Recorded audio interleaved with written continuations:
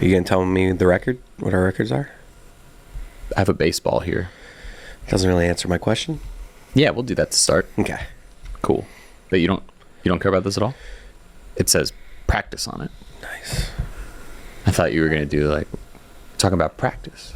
No? Is this Danny B did that. My bad. Were we doing a cold open? I'm sorry. No, that is the cold open. That was the cold open the whole time. Oh. Welcome to the Pitch Clock. Here's the pitch, a two-part baseball segment combining a nostalgic baseball trivia game and an interview with an expert. This is the Pitch Clock.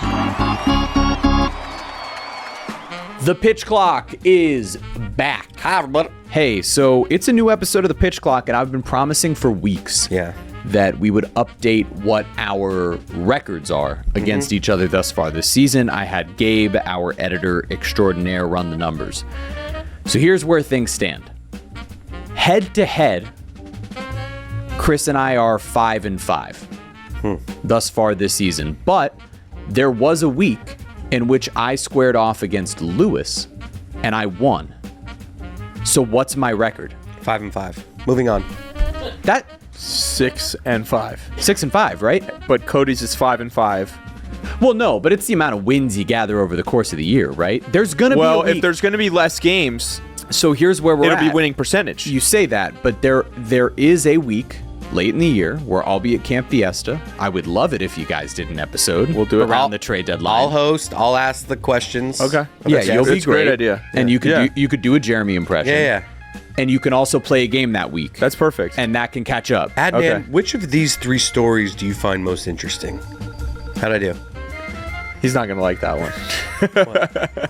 What's our game for this week? All right, guys. Glad we settled that. College World Series is in full swing. College World Series final starts on Saturday. This is bad news for us. So I want you guys to open up your folders there. In it, you will find a sheet with years and names.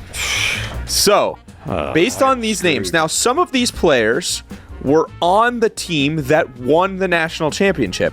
However, some of the national champions from these years did not have recognizable Major League Baseball players on those teams. So I have given a baseball player that went to that school to clue you in on what university won the national championship that year. So just to be clear, Correct. this player may not have been on that team that Correct. season. But he went to that school. And that is the national champion from that Correct. season. Okay, so I got you. We have you from 2007 to last year, 2025. I will let the audio audience know each name and each year that's Yes, here. please do. 2007, Darwin Barney. 2008, Aaron Judge. 2009, DJ LeMahieu. 2010, Jackie Bradley Jr. 2011, Christian Walker. 2012, Cody Bellinger. 2013, Garrett Cole. 2014, Dansby Swanson. 2015, Pavin Smith. 2016, Tommy LaStella. 2017, Brady Singer. 2018, Adley Rushman. 2019, Kumar Rocker. 2021, Will Clark. 2022, Jacob Gonzalez. 2023, Dylan Cruz. 2024, Garrett Crochet. 2025, Alex Bregman. Any relation to John Rocker? No. No. If you said to me, what in sports trivia are you worst at? I probably would have said what college baseball players went to. Well, let's find out. No, I don't think I'm going to get a single one here. Really? It's going to be impressive. All right, folks, the Marlins are playing good baseball. We don't know how this series ended with Philadelphia at the time of this recording, but because the Marlins are playing great, it gave me an opportunity to do a Pitch Clock Marlins themed episode. And with that being said, I brought in one of my very best friends in this business, one of my favorite people on television, period, let alone baseball television. It is the one and only sideline reporter extraordinaire, color commentator on the radio, TV host, Kelly Saco of Marlins.tv. Kelly, welcome to the Pitch Clock, and thank you for doing this Marlins-themed episode with me. Thank you so much for having me and for that beautiful intro. I'm Of course. flattered. And thank you, Kelly, because I have you here for a combination of reasons. Yes, obviously the Marlins stuff, they're playing well, but I have been advocating all week long for Otto Lopez to be an all-star. So, Kelly, I'd love if you can explain to me how Otto has emerged into this all-star caliber player this season, and what is his case to be the starting shortstop in the National League? Absolutely. I think for Otto Lopez, first and foremost, you have to give a lot of credit to Peter Bendix, because Peter Bendix saw the talent and saw that Otto was a guy with so much that he could give and didn't have the opportunity to do that in the organizations that he was with prior. So first and foremost, you have to give a lot of credit to Peter Bendix for recognizing that talent. Second of all, I think you started to see the emergence of Otto Lopez when he started to get that regular playing time. Moving over to shortstop when they flipped X and Otto to their natural positions, I think both of them just completely blossomed in their own right. And we will talk about Xavier Edwards a little later, because I believe both of these guys should be all-stars in 2026. But once they got to their natural positions and they were playing every single day, that's when you started to see them get comfortable and start to work on the nuances of their game. And for Otto Lopez, we saw what he could do defensively last year. This year, offensively, it took a completely different step. He got into his legs more. He learned to hit it to all parts of the field. And he was basically doing is he's hitting what the pitchers give him. And you've seen his confidence grow as well. So I think that Otto Lopez 100% deserves to be here in Philadelphia in July. And you mentioned fifth in All-Star voting. The All-Star voting needs to change completely. It just needs to. This is just, the All-Star game needs to be the best players in Major League Baseball, not the most popular. And that's exactly why we're trying to do our part right here on this show. Exactly. I've been advocating on the Le Batard show all week long to get Otto Lopez, and really it should include Xavier Edwards and Liam Hicks, but we'll talk about those guys in a second, like you said. Right. But we got to get Otto Lopez to the All-Star game, and I hope that fans watching this go vote 5 times a day like they should. But this is in part because he has been such a key to the success for the Marlins this season, and in this month of June, the Marlins have really started to right the ship, Kelly. So what's been the biggest thing that's sort of changed, that's led to this success as a team? It all starts with pitching. Pitching sets the tone. And what makes it even more impressive is that for the Marlins, they have 4 big arms on the IL. They're down 2 starting pitchers. They still are able to lead Major League Baseball with like a 2.93 ERA as of today. And it's incredible that they're doing this, and it's a total team effort. Yuri, the good news is we got a couple days ago that he is going to be hopefully back sooner rather than later. He's got a rehab start on Thursday. He's expected to pitch about 3 to 4 innings, around 50 pitches. He was hitting 97 miles per hour. So fingers crossed that Yuri Perez will be back in this rotation, because he was fantastic. He was just on pace to set some records in Toronto the last time out when he came down with that injury. So they've been able to do it as a total team effort. Tyler Phillips had made a really good point. He had said that all the pitchers got together and they said, okay, our goal every week is to win 4 games. Yep. If you win 4 games, now granted, you'll want to win everyone. It's just not realistic. So they said, hey, if we win 4 games a week, we're generally winning series. And if we can continue to get series and we're able to pile on the series wins, then we are going to slowly but surely start making our way up in the standings. And you're going to see that record start to even out. You'll see us get back to 500, get over 500. So I think that this whole team is just, they're working as a unit, and you love to see it. Chris Cody, you are coming off a dominant performance in last week's edition of Who He Play For. So you have the board. All right, I'm going to go with 2023 Rice. Rice University is your guess. Didn't they? This is going to be tough. I feel this might be a 1-to-5 situation. So he went 2023. Dylan Cruz went to Rice. Rice never won? I feel like I've seen them in the... not in this time period, at least. Strike 1. So that is a strike for Chris Cody. What's cool? We'll leave that one on the board there. Jeremy, would you like to take a stab at that one? I'm not going to take a stab at that one. I am going to go ahead and take a stab after one of the names we've already named. 2019, Kumar Rocker. That's Vanderbilt. That is correct, sir. 2015, Pavin Smith, Cal State Fullerton.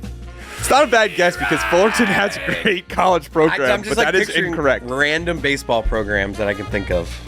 All right, so I think what we're going to do here is we're going to go 1-to-5. Yeah, I mean, this is... Okay. Because Cody's going to take a lot of than swings and 3 misses. strikes? Yes. Okay. So we're going to go to 1-to-5 here. All right. I'm going to stick with the same university. 2014, Dansby Swanson, Vanderbilt. That is also correct. Oh. Jeremy, would you like to name another player that was on that team? On the 2014 Vanderbilt team. You should be able to do this. This is one of your favorite players. Whoa. One of your favorite pitchers. David Price. Walker Buehler. Oh, Walker Buehler was Walker on that Buehler was team on that this team, year. yes. David Price did pitch for Vanderbilt, but much earlier. Yeah, of course, much earlier. I appreciate you bringing Walker Buehler back into my life. Thank you for that. You're welcome. Chris Cody, is there anywhere you would like to go? Of course. This is tough. I'll give you a clue. I'll give you guys a clue. Sure, thanks. There is a repeat champion I know what it is, though. on this list. Yeah, Vanderbilt. I'll give you the years. Okay. 2010 and 2011. Okay. Jackie Bradley Jr. and Christian Walker. Florida. I wish. That is incorrect. No, but do not give any hints based off of that. This is going to be a bad one. Speaking of Florida, 2017, Brady Singer, University of Florida. That is correct, sir. That was my second day of Summer B at the University of Florida. We won a national championship. What about... It was We very needed to know exciting. that. What about 05 is my wheelhouse? Are you missing about this? Let's Right. talk about some of the unsung heroes of this team. Who are some of the guys that maybe don't get that all-star recognition that have really helped the Marlins churn? I'm going to have to go with Heriberto Hernandez. So Heriberto Hernandez was a huge piece for the Marlins, and it was very unexpected when he was called up last year. And he was a guy who was just so clutch. Now, that wasn't the start to the season that he had this year. This year, he really struggled. He actually got sent down to AAA, but he didn't let it get him down. He made one small adjustment to his swing. He was hitting the ball on the ground a little bit too much. So he actually lifted up his front shoulder so he could get under the ball more and drive the ball more. So across the 24 games that we've seen him since being recalled again, he's hitting .306. He's got 6 home runs, 17 RBIs, and 22 hits. Confidence is back up. The mentality at the plate, that attack mentality is back there, in a slight adjustment to his stance and to the way he approaches the ball has been the reason that we've seen that turn. And then Joe Mack, too, has been fantastic. He's become the primary catcher for the Marlins, and they always knew they had his name circled as this is our catcher for the future. It was a matter of, okay, like, can he get the bat going a little bit? And that's what we've seen in June. We talked about the pitching contributions. You always, even though the Marlins call pitches from the dugout, you still have to get a lot of credit to those guys behind the plate, because the catchers really have a big impact on their pitchers. You have to have that trust factor there. And that's something that a Joe Mack, who's such a young guy, does such a great job with. He makes such an effort to get to know his pitchers on and off the field so they can learn to trust him. He's fantastic behind the plate. He's got a great arm. He blocks the ball. He's got great relationships with the guys. And we're starting to see the bat come around a little bit here in June, which is really nice. We talked about Otto Lopez, but there are 3 more Marlins that could be potential all-stars this season. They're all worth highlighting. I mean, Liam Hicks is near the top of the league in ribbies. You got Xavier Edwards as a switch-hitting second baseman that has been about as good as anybody at that position all year. And Max Meyer, who has still, at the time of this recording, yet to lose a baseball game, which is pretty unbelievable considering where things are. So we always go for a golden era star of the week on the show. I'm sticking with all Marlins this week, as I've excluded them throughout most of the season to try to not show my bias. But Kelly, which of those 3 do you want to spend a little extra time highlighting here? I'm going to spend time on Xavier Edwards, and it's because Max Meyer, that's going to be voted in hopefully by Dave Roberts. Yep. He has shown that he deserves to be there. So I'm not going to give him as much time, because this is the one where we need the fans to vote. Xavier Edwards being 8th in All-Star voting is criminal. He has such a high baseball IQ. He impacts the game in ways that people will not see unless you sit down and you watch him day in and day out. We have seen him let little pop flies drop in front of him so he can get the faster runner and say, okay, and replace him with a slower runner at first base. We saw the game against the Dodgers in LA. He's fantastic. He knows, okay, I got to tag Ohtani first before I tag first base and get Freddie Freeman. That double play, when the Dodgers had bases loaded and they were threatening, it was a 1-run game. Those are the things that will never show up in the box score that Xavier Edwards brings to the table and how he impacts the game. Miami Marlins have the best middle infield in Major League Baseball, and they should both be here in Philadelphia. That's absolutely right. If you remember it, if you're one of these nostalgic baseball fans like we have talked about and welcomed into the pitch clock over the years, you remember Alex Gonzalez and Luis Castillo, you remember Hanley Ramirez and Dan Uggla. This Otto Lopez and Xavier Edwards middle infield duo is just about as strong as any in Marlins history. They are both deserving All-Stars. And you mentioned, Kelly, it's a popularity contest. I know the fans of the Le Batard Show like to make their voice heard. I know that they like to swing things as it goes along, whether it's, heck, it was a Lewis Brinson All-Star campaign back in the day where we know they made their voices heard. Now you got a couple of guys who are truly, truly, truly deserving in that middle infield. So, hey, you can go vote 5 times a day. Le Batard fans, I sure hope you will. If you're a Marlins fan or otherwise, make your voice heard. Go get Otto Lopez and Xavier Edwards to the All-Star game. Do it. Prove to us. Prove to us. Jeremy. That's right. That Prove to the two of us. You're a strong fan base. Let's see it. Yeah, let's see it. I appreciate right now. Let's see what you can do. That's right. I appreciate the challenge, Kelly. I'm sure our fans do as well, and I'm sure they appreciate having you here with me on the pitch clock. Hopefully, we can do this again as maybe the Marlins are headed toward a wild card race somewhere down the stretch. You are the best. You are our all-star. Thank you very much, Kelly Saco. You want to go again? Yeah, I definitely do. Tommy La Stella clearly and obviously played for the team South Carolina. Incorrect. Okay. I'm debating, do I let Chris get on the board simply because I don't think it's gonna happen. naming. No, here's what I'm going to do. I'm going to go 2010. Yes. Jackie Bradley Jr., South Carolina. Oh, damn it. I knew it. I knew South Carolina. So All can right, you? it's my turn. Yeah. So can you get on the So board? can you get on the Yeah, board? I can. Yeah. 2011, Yeah. Coastal Carolina. No, South Carolina. Yes. That's true. All right. Chris gets on the Ooh, board. Coastal. That's another team I feel like has done well. Coastal's good. They lost last year in the final. Okay, maybe that's what I'm thinking of. To Alex Bregman. Not actually him, but LSU. I just won. That was me winning. Oh. Can I? Yeah, Yeah, that was you that was winning. me winning. That was you winning. Yeah. Can I give you the other ones I knew?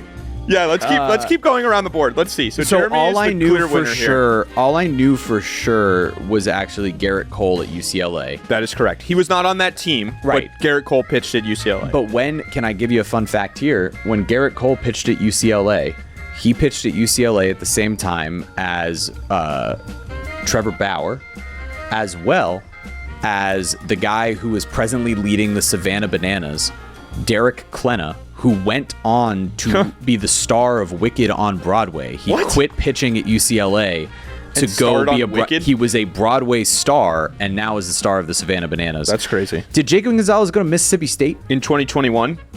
2022. Jacob Gonzalez. He went to the other Mississippi Southern school. Miss? Ole Miss. Ole Miss. Ole Miss Okay. won in 2022. Can I Just ask said you it. really quick, Yes. just for the audience? Absolutely.